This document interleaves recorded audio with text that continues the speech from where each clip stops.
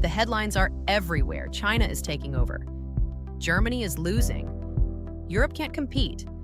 Each one is partly true. None of them is the read. Because look at what actually happened and in what order.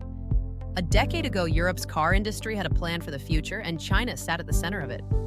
A rising middle class buying its first cars would carry the industry past a shrinking home market. For years it worked. China became the largest single market for Volkswagen. Then the market it was selling to learned to build. The joint ventures that opened the door also helped build the ecosystem that later became the competitor. Electric cars arrived, and China didn't merely catch up. On batteries, on software, on cost, it moved ahead. The customer became the competitor. Now the competitor builds inside Europe.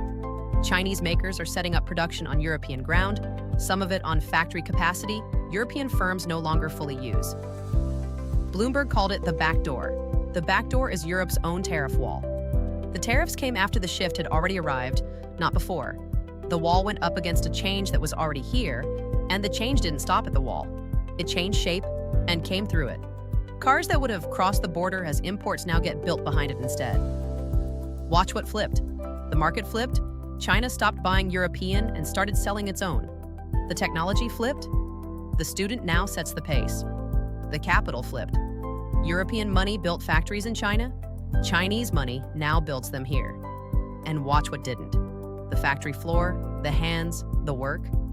What changed is everything around the work.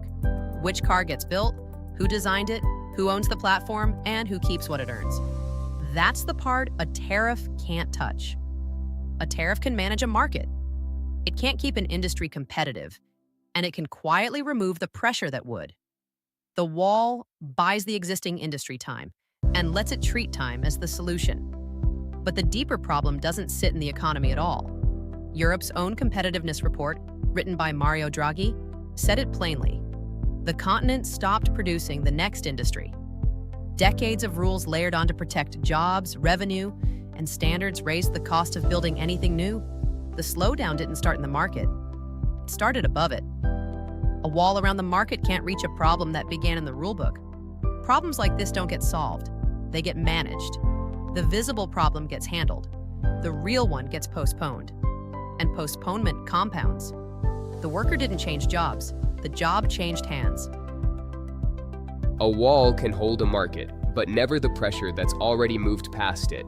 This is one case of a bigger pattern. There's a full video on why countries keep spending more than they produce and why those imbalances don't resolve at a border. Watch it next.